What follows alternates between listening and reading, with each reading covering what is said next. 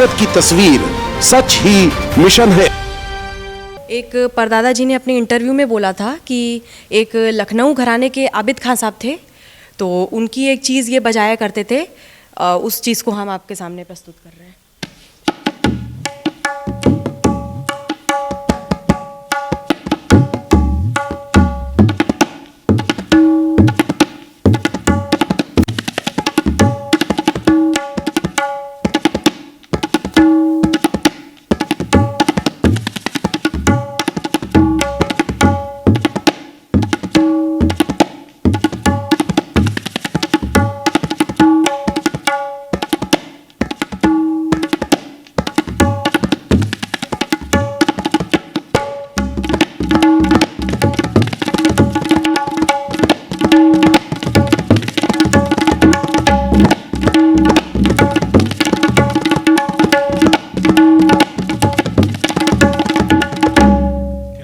बहुत बढ़िया। ये मतलब ये इसको जब बजाएगा, इनका मतलब इनको तिरकिट धिरकिट का बेताज बादशाह कहा जाता था।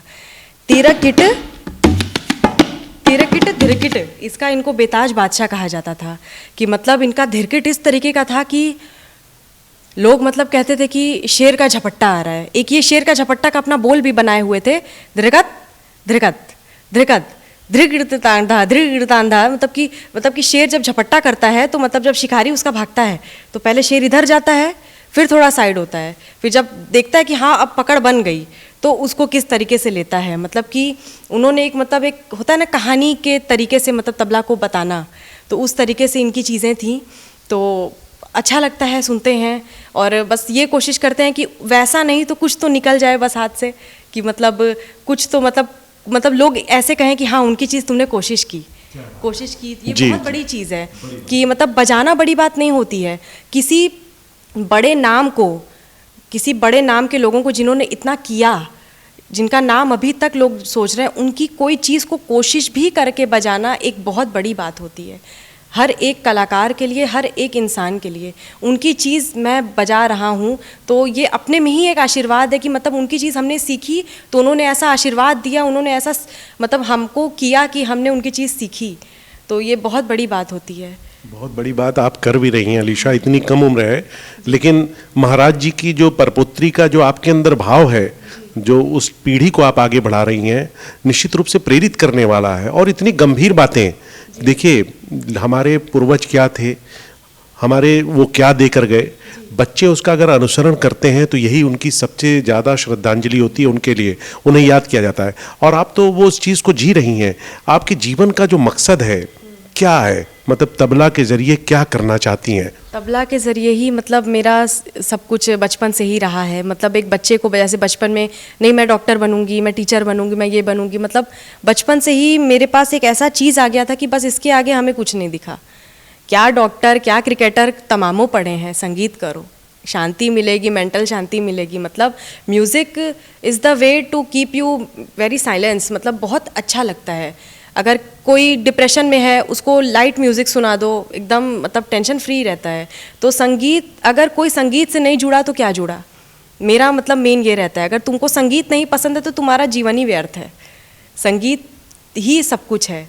तो मतलब जब शुरू में जब पता चला कि नहीं हमको अब इसी में ही करना है, तो मतलब यही ध्येय मेरा बन चुका था कि जब तक मतलब परदादा जी का नाम हम मतलब कि उनके चरण तक भी नहीं हम पहुंचा देंगे तब तक हम हटने वाले नहीं हैं, और हटेंगे भी नहीं कभी। जब तक मेरा शरीर चल रहा है, जब तक एज मेरा आएगा, शरीर चल रहा है, तब तक ये मेरा चलता रहेगा हमेशा, हर जगह। मतलब जब तक हम हैं तब तक इनका नाम हम कहीं नहीं। एक ये वो होता है ना कि जैसे हम इनका नाम क्यों जाने दें, मेरे घर के हैं, मेरे परदादा जी हैं, हम क्यों, मतलब एक हट वाली चीज़ होती है।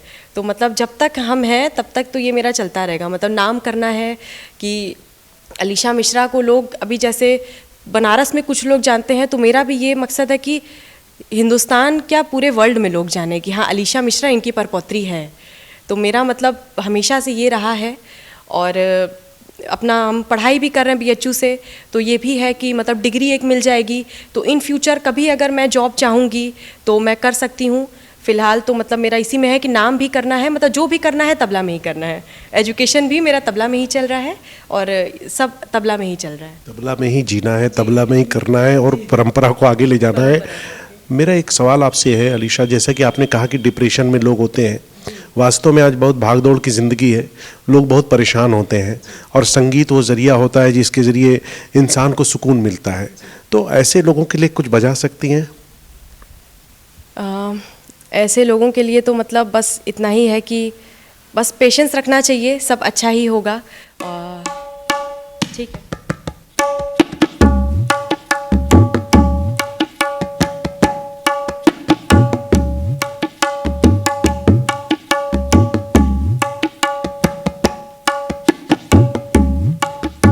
परदादा जी का एक बोल था जो बैलेंस वाला, वो बजाया करते थे, धागे देनेगी ना, धागे देनेगी ना, धागे देनेगी ना, धागे देनेगी ना। तो वो बड़ा अच्छा लगता है, मतलब होता है ना कि दोनों को बैलेंस करके लेके चलना, तो वो हम कोशिश कर रहे हैं।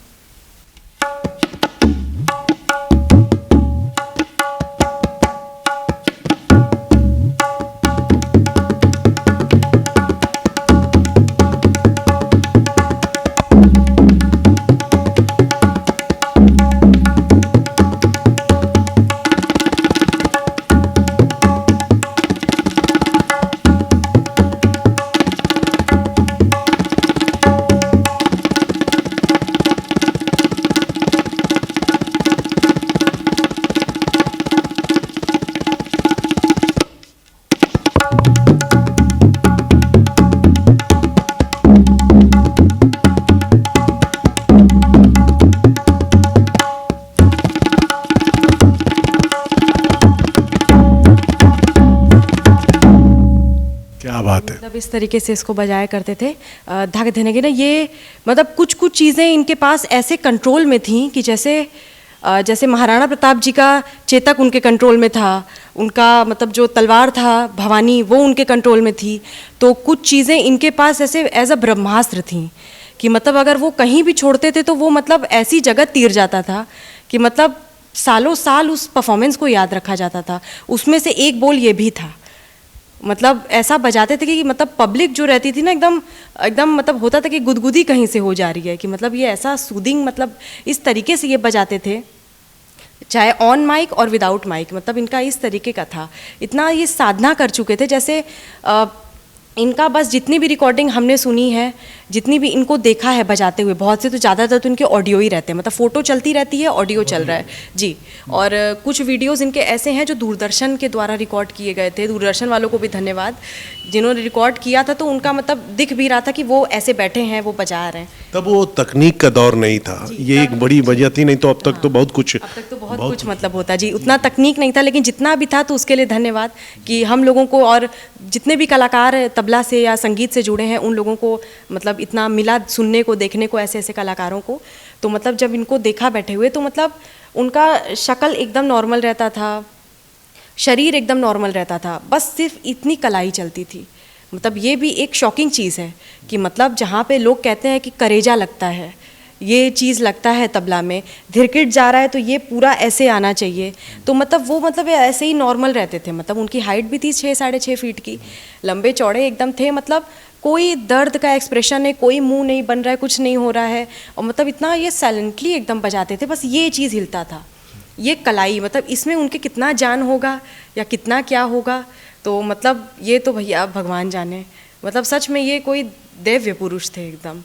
मतलब हमारी पापा ने हमें बताया था एक बार कि जब इनका डेथ हुआ था अचानक से पूना में, तो इनका पोस्टमार्टम हुआ था, तो मतलब जो वहाँ के लोग थे, जितनी मीडिया थी, तो उन्होंने मतलब जैसे लता जी का जब बोला गया था कि जब वो कभी भी एक्सपायर करेंगी तो उनका ये कंठ हम निकालना चाहेंगे कि ये स्वर कोकिला का वो है, रिसर्च का विषय है, रिसर्च करेंगे। जैसे आइंस्टाइन के ब्रेन पे रिसर्च हुआ था जी, तो लोगों ने बोला था कि इनके हम दोनों हाथ के नस पे रिसर्च करना चाहेंगे, हमको इनके डेथ के बाद नस चाहिए, हम रिसर्च करेंगे और पुणे के म्यूज़ियम में हम रखना चाहेंगे।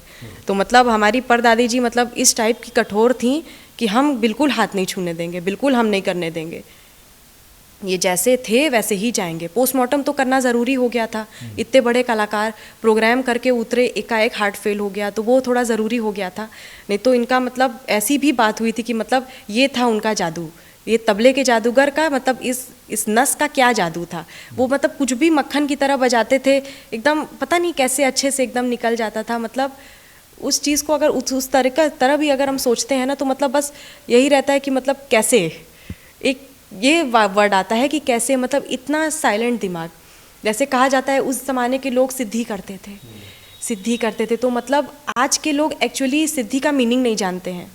उस समय के लोग सिद्धि का मतलब क्या रहता था कि अगर आप बजा रहे हो तो दिमाग एकदम आपका इतना खाली हो जाए कि उसमें सिर्फ इसकी आवाज़ आपके दिमाग में आए। फिर ये ना रहे कि मुझे ये कॉलेज का काम है या मुझे ये ऑफिस का काम है या हमको यहाँ से पैसे लेने हैं या वहाँ पैसे देने हैं, कुछ भी ना रहे। असली सिद्धि वो होती है। और आज की ज़िंदगी ऐसी है जैसे कि अर्जुन के ऊपर था जी, वो तीर बोला द्रोणाचार्य ने तो कहा कि वो मुझे आँख दिख रही है। बस चिड़िया की आंख के आगे अर्जुन का कुछ भी लक्ष्य नहीं था। तब दिमाग में अर्जुन के कोई नहीं था कि हमारे संग कौरव क्या कर रहे हैं, हमारे संग हमारे पांडव भाई क्या कर रहे हैं, तब कुछ नहीं था, बस सिर्फ वही था। तो अलीशा, मैं भी देख पा रहा हूँ कि आप भी उसी आँख की तरह अपनी साधना में लिप्त हैं, जैसा कि आपके परबाबा का नाम है। और पूरी हमें उम्मीद है, हमें ही नहीं, आपको जो लोग भी जान रहे हैं, उम्मीद है कि आप तो वो साधिका बनेंगी और साधिका हैं इतनी कम उम्र में।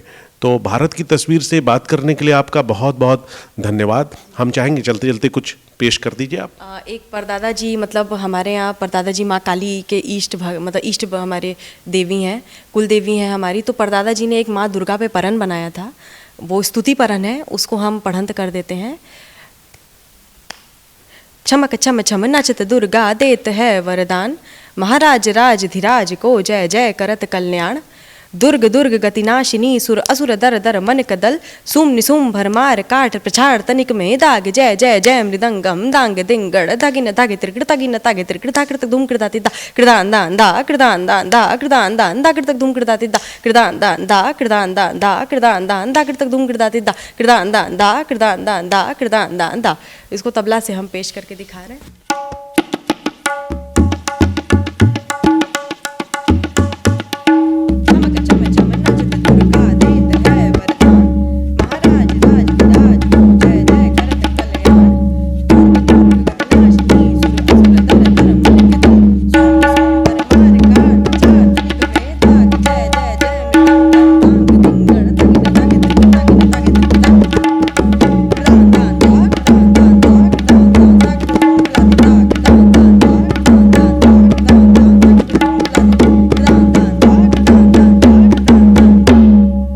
क्या बात है। बजाया करते थे ये मतलब इन्होंने खुद से अपनी उपज की थी। और जब ये बजाते थे तो मतलब लोगों से सुना है हमने कि एकदम दीवार हिलता था, एकदम अलग सा एक तूफान जैसा रहता था मौसम। तो मतलब इस तरीके के ये लोग साधक थे, इस तरीके की इन्होंने सिद्धि की थी कि मतलब सीधे ईश्वर से खुद को कनेक्ट करते थे। जैसे हम लोग भी ब्रह्म के साधक हैं। जैसे कहा जाता है किस चीज़ का डर है तुमको, तुम तो ब्रह्म के साधक हो ना, ये वाद्य हमारा ब्रह्म है, ये हम लोग ब्रह्म के साधक हैं। तो मतलब काफ़ी चीज़ें इसमें हैं। अगर इस समंदर में अगर कोई गया है तो मतलब इसका कोई अंत नहीं है। जितना नीचे जाओ, जितना नीचे जाओ, जितना नीचे जा सकते हो जाओ, बुढ़ापे तक भी जितना नीचे जाओ जा सकते हो जाओ। इसका कोई अंत नहीं है। संगीत अंतहीन है। और जो साधक होते हैं, मेरे कितनी उम्र हो जाए, कितनी साधना हो जाए, वो अपने को मतलब शून्य ही मानते हैं कि अभी हमारी शुरुआत है। और अलीशा जी, आप जिस तरीके से मेहनत कर रही हैं, जिस तरीके से आप समय दे रही हैं, और सबसे बड़ी बात है जिस भाव से आपने संगीत को अपनाया है, और ख़ासकर तबले को अपनाया है, जो कि पुरुषों का वाद्य यंत्र है, और बहुत ही कम उम्र से आप तबला की साधना कर रही हैं। निश्चित रूप से हमारे बनारस घराने को आने वाले समय में एक बहुत कुछ मिलने वाला है तबला के क्षेत्र में। आपको बहुत बहुत धन्यवाद भारत की तस्वीर से बात करने के लिए।